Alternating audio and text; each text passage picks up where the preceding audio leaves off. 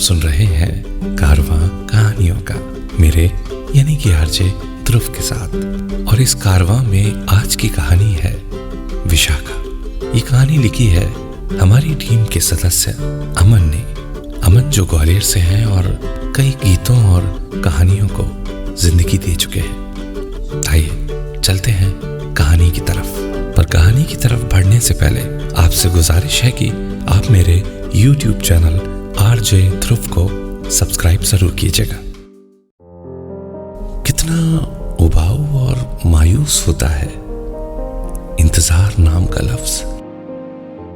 Hospital में अपनी बारी का इंतजार कर रहे मैं और विशाखा से जब नर्स ने थोड़ा और इंतजार करने को कहा तो विशाखा ने अपनी उंगलियां मेरी उंगलियों में बिंदोकर अपना सर मेरे कांधे पर रख दिया।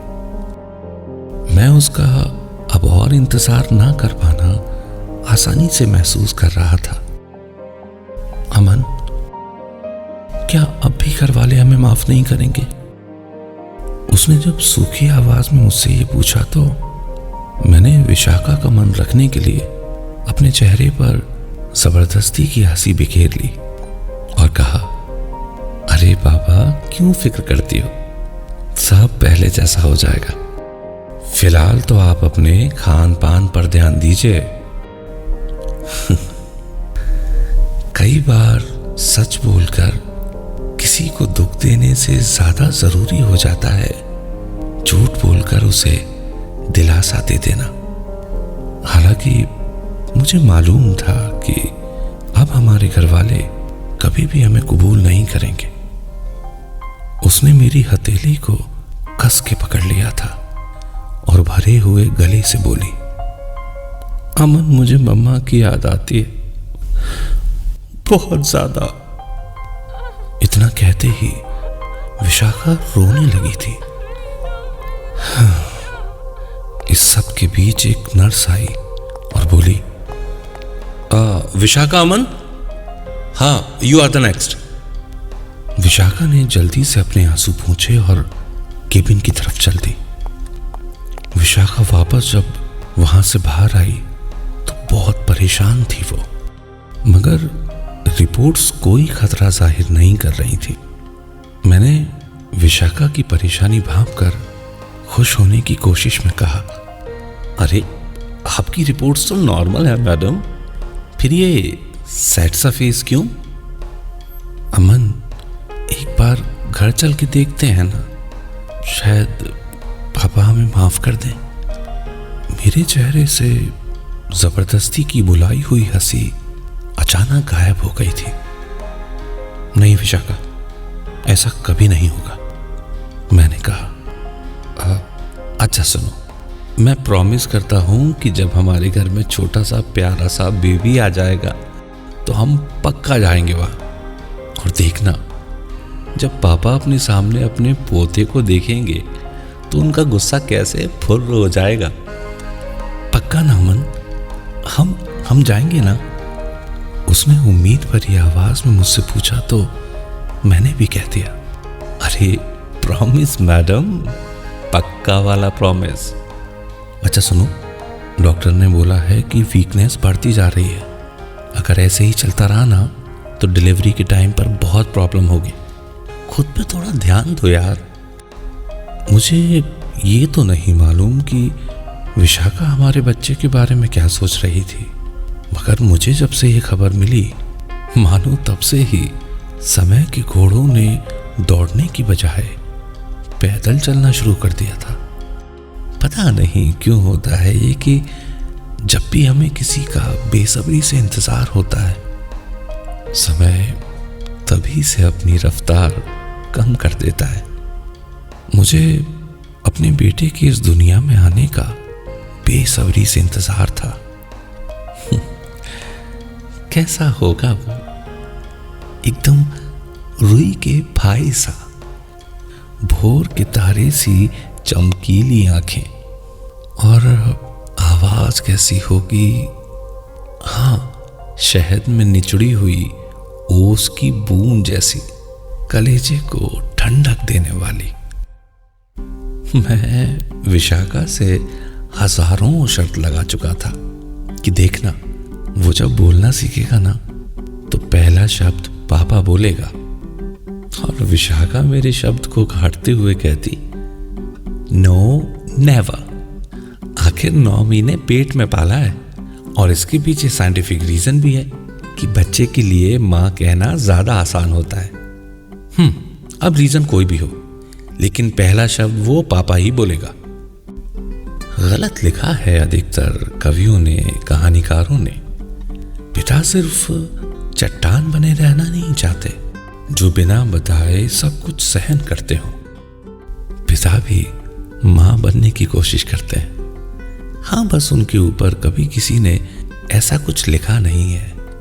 हमेशा चट्टान की ही उपमा दी है उन्हें, जो अपनी खुशियां कभी जाहिर नहीं करते। मेरा सपना था कि मैं अपने बच्चे के लिए बाकी बापों जैसा नहीं बनूंगा, एकदम खड़ूस टाइप का। मैं तो अपने बच्चे के लिए सुपरमैन बनूंगा। उसको यह एहसास दिलाऊंगा कि उसके पापा इस दुनिया में कोई सा भी जादू कर सकते हैं, कोई सा भी स्टार तोड़ सकते हैं।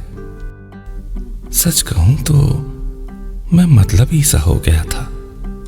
बीते कुछ समय से पता नहीं क्यों मेरे मन में ये विचार आने लगे थे कि मेरा बेटा इस दुनिया में सबसे ज्यादा मुझसे प्यार करेगा, विशाखा से भी ज्यादा।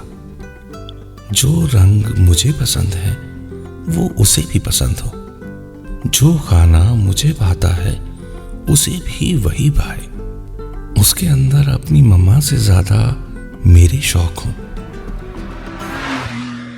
आज जब विशाखा दोबारा टेस्ट के लिए गई तो मैंने हमारे रूम का सारा इतिहास, भूगोल ही बदल डाला।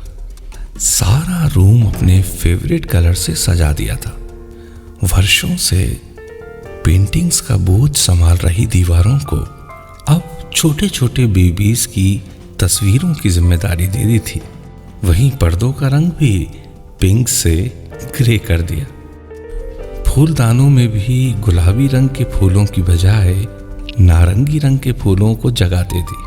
और तो और बेड की लोकेशन भी बदल दी। ब्लैंकेट का रंग फीका आसमानी हो गया था। इन सब को मिलाकर पूरा कमरा ही अब नया सा लगने लगा था। विशाखा लौटकर जैसे ही कमरे में दाखिल हुई तो बोली, अच्छा जी, बच्चे की अभी एंट्री भी नहीं हुई और पिताजी ने कमरे पर अपनी मालिकी शुरू भी कर दी। सारे रूम पर अपने फेवरेट कलर थोप दिए। वाह जी वाह। मैंने कहा, मेरा बेटा है, मेरी तरह बनेगा। उसने भी मिर्ची भरे जवाब में कह दिया, देख लेना, आप उसे मेरी आदतों से बचा नहीं पाओगे। विशाखा एकदम चटपटी है, चाट मसाले की तरह, और मुझे शायद धनिया कह लो। बेस्वाद मगर खुशबूदार। वो मेले में लगे सबसे ऊंचे झूले पर झूलने की इच्छा रखने वाली लड़की है, और मेरे तो इन झूलों का नाम सुनते ही पैर कांप जाते थे।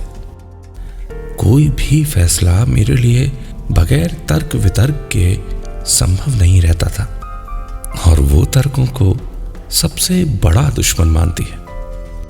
विशाखा हमेशा कहती रहती है कि अमन, सोच समझ कर तो नीतियां बनाई जाती हैं, फैसले तो मोमेंट्स में हो जाने चाहिए।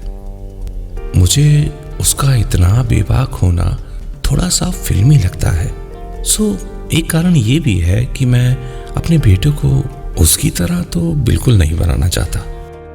हालांकि ये बिल्कुल नहीं है कि विशाखा के लिए मुझे प्यार ना हो, ऐसा तो हो ही नहीं सकता। बस बात बेटे की आती है तो फिक्र ज्यादा होने लगती है। आज दिन भर से विशाखा के बार बार शिकायत करने को मैं टालता रहा, मगर जैसे ही उसका दर्द असहनीय हुआ तो मैं जल्दी से उसे हॉस्पिटल ले गया। इससे ज्यादा दर्द में कभी नहीं देखा था मैंने उसे। वो कराह रही थी।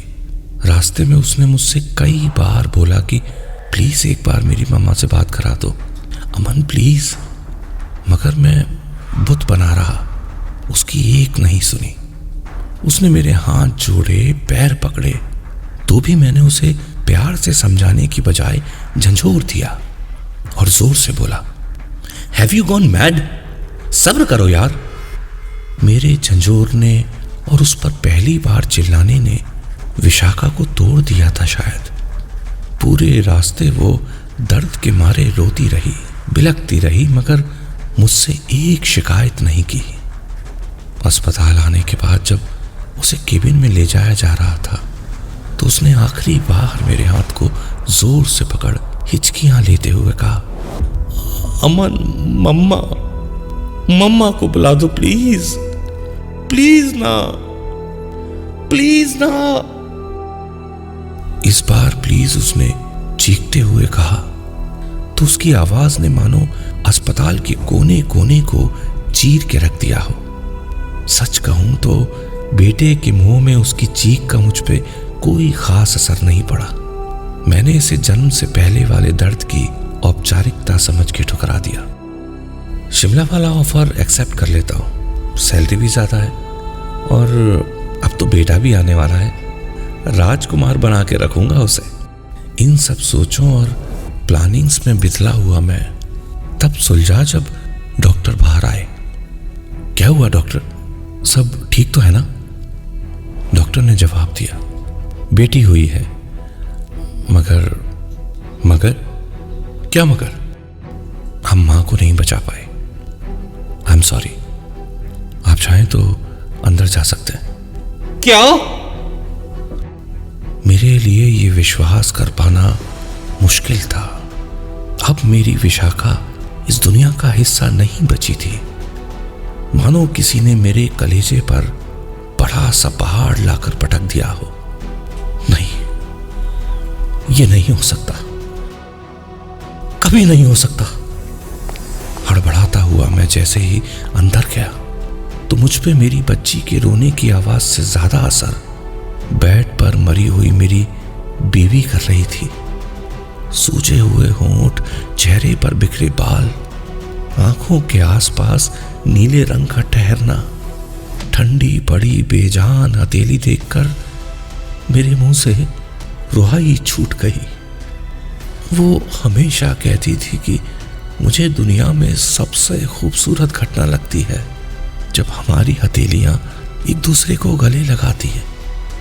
कितनी ही बार उसने मेरा हाथ पकड़ा था आज, मगर मैं अपने पुरुष होने में विलीन कहां ये महसूस कर रहा था। अमन प्लीज बस एक बार मम्मा को बुला दो। कमरे की दीवारों से टकराकर बार बार ये शब्द मेरे कानों को छू रहे थे। काश कहीं से जमीन फट जाए और समा जाऊं मैं इसमें। दुनिया में इससे ज्यादा कठोरता क्या हो सकती है कि आपकी प्रेयसी आपके सामने अपनी जिंदगी खो दे और आप उसको गले लगाने की बजाय उसे झंझोर दें, उस पर चिल्ला दें। बहुत बहुत अच्छी थी विशाखा, एकदम खुले मन की, बिल्कुल मौसमों की तरह। मुझी को गुरूर था अपने मैच्योर टाइप के व्यवहार पर। क्या कर लिया मैंने यूं मैच्योर रहकर? अपनी मरती हुई प्रेमिका की भावनाएं तक नहीं समझ पाया मैं। अब जो भी हो, मेरा बच्चा किसी की भी तरह बने, मगर मैं अपनी तरह तो बिल्कुल नहीं बनाऊंगा उसे। नजर जैसे ही पास में लेटी बच्ची पर गई तो स्तब्ध रह गया था मैं। छोटे छोटे हाथ पैर, बंद आंखें और पंखुड़ियों की तरह लरसता मुंह। हाँ, मेरी बच्ची बिल्कुल विशाखा पर गई है। वही आंखें, वही चेहरा, वही नाक। सच कहती थी विशाखा, देख लेना आप उसे मेरी आदतों से बचा नहीं पाओगे। मैंने तमाम कोशिशें की, मगर विशाखा जाते जाते बच्ची में अपने रंग भर ही गई थी। अब तो मैंने भी तय कर लिया था कि मैं अपनी गुड़िया का नाम विशाखा ही रखूंगा और अपनी विशाखा की सारी आदतें अपनी गुड़िया को दूंगा। ऊंचे वाले झूले में झूलने का शौक, चटखारे वाली जिंदगी और फैसले तो मोमेंट्स में ही करेगी मेरी बच्ची। मेरी बच्ची अब मुझ जैसी नहीं, मेरी विशाखा बनेगी। बस इतनी सी थी ये कहानी। उम्मीद करता हूं कि ये कहानी आपको जरूर पसंद आई होगी। अगर मैं सही हूं तो मेरी इस कहानी को लाइक जरूर कीजिएगा और मेरे YouTube चैनल आरजे ध्रुव को सब्सक्राइब जरूर कीजिएगा। अगले शनिवार एक नई और बेहद खूबसूरत कहानी के साथ आपसे फिर मुलाकात होगी। तब तक के लिए अपना ख्याल रखिएगा। गुड नाइट है, शब खैर है, शुभ रात्रि है। आप सुन रहे थे कारवां कहानियों का, मेरे यानी कि आरजे ध्रुव के साथ।